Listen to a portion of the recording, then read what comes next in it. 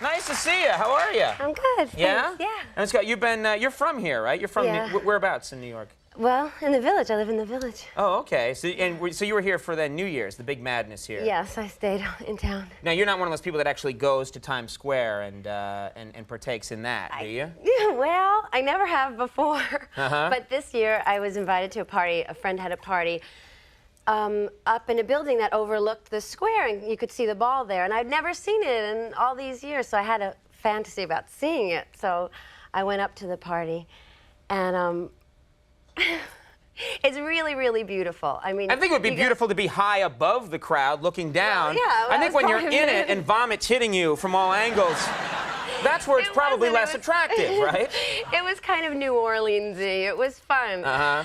And but I didn't realize that from the last 10 minutes to midnight, like 10 to 12, they do a practice countdown when you're up there. So they flash it on the screen. So for the last 10 minutes, the last 10 seconds, you're warming up. They're counting down. They're counting down the whole time, like 10, 9, 8, 10. Yes, but only for the last 10 minutes. So I kind of got a little bored with that, and I went to get a drink, and then my friends call me, and it's the real one this time. So I run to the window to go look at it, and all this confetti starts falling. It's like beautiful, like snow. I mean, it's high up and glittering in the lights, and it's gorgeous. And we count down, and I forgot to look at the ball. You didn't look at the ball? Right in front of my face. It's it was like 900 feet around. It's giant. It's glittering. How can you miss it, you know? I was like, oh, pretty confetti. That bums me. I don't know what. That bums me out that they rehearse. You know, I just always thought it was this, big collection. It was a real happening. Well, are they rehearsing everybody? They're like, psyching themselves you're not drunk more enough. Than rehearsal. They're psyching themselves up. Really? Yeah. Oh man, that I don't know. That sort of ruins it for me. You were there, Andy, weren't you? You Yeah, did the countdown. I was there last year. No, not this year, but last year. Last year. What I was amazed is the people that show up. They make like little pens out of police barricades. People get there 4 hours and they get put in these pens and they have to stay there. And if they leave, they can't come back. What? So people are just standing there and do some people standing there penned up, like hours. I was amazed. I thought, wow, that's really fun. No, I was working. I was on a rooftop. Oh. Yeah. All right. Well, I don't know. I mentioned at the top, and I've been in show business for a while. It's been like 18 months now, right? Whatever. And but I'm still blown away when someone has an Oscar. The first thing I start thinking is, like, where physically is the Oscar? I picture you always having it on you, that you have a special carrying case made of, like, the finest leather, and you carry it with you, and you don't let it out of your sight. No. I actually didn't even have mine in my apartment until recently. I had it in, well, that's because I kept moving. Was it like in your garage or something? No, I didn't even have a garage. Yeah. I didn't have an apartment. I kept moving around. I had it in the bank, in a safe deposit box there. And then they called me like 2 months ago because the branch was closing, and I had to go get it out. And I went. It's a good thing they called you, How we threw that out. No, but they remembered me because I forgot my ID when I went to get it. But they said, we know it's you, so they gave it to me again. How do we know it's really your Oscar? So where is it now? Now it's in my bathroom. Well, like my dressing. What are you talking about? It's in your bathroom. It's a roll-on deodorant now. It looks kind of like so that. soothing. Well, it actually looks like a perfume bottle, and that's why I have it on my dressing table. I have a big bathroom with a big dressing table. Okay, but I just picture it in a bathroom next to all this crud, Crud? Well, whatever. If it's like my bathroom, nothing should be in there. I wouldn't put anything in my bathroom.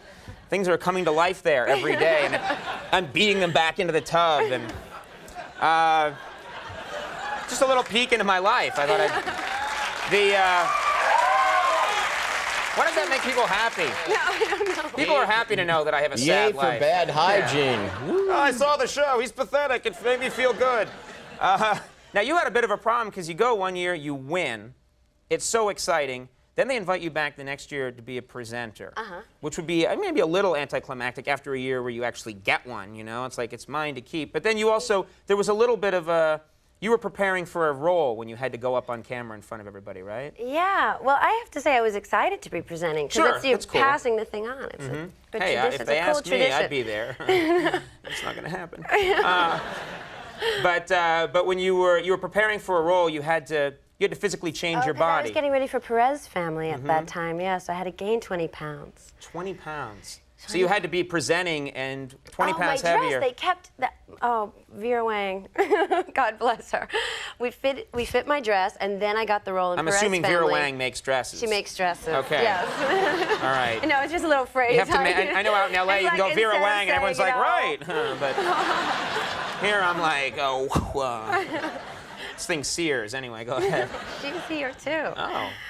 She gets around. Okay, so but you're presenting and you're going to wear a nice dress. And I kept gaining, and every week we had to have fittings. I was just gaining weight every week, so another 5 pounds, another 5 pounds. Yeah. Then they just put a Velcro strap on the back. Put it on notch number 6. Very good-spirited about it. Now, how do you gain that much weight? What do you do when someone has to gain that much? What did you do? Well, I ate a lot. Well, I had to ask, didn't I? Well, what kind of stuff? I mean, it would probably be hard. I mean, eat a lot. I mean, what are we talking here? Well, I ate every 2 hours. So I had either like a shake every 2 hours, or a hamburger every 2 hours, or macaroni and cheese, donuts. I had food with me all the time in my knapsack. So that's so cool. It was just part of your job. You were like, I'm sorry, but I have to eat this giant hoagie right now. It's for my work. It's just important that I do this right now. Why did you have to gain so much weight for the role?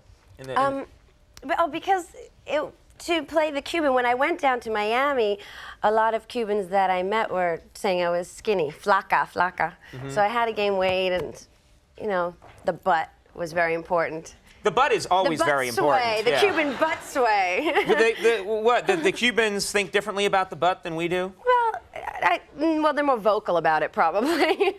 I talk a lot about other people, but they like a big butt. Is that what you're saying? Butt, yeah. Okay, and that's it. So you just had to. How do you localize that? How do you know? You go to a doctor and say, eat lots of these kinds of foods. These are butt foods. These will.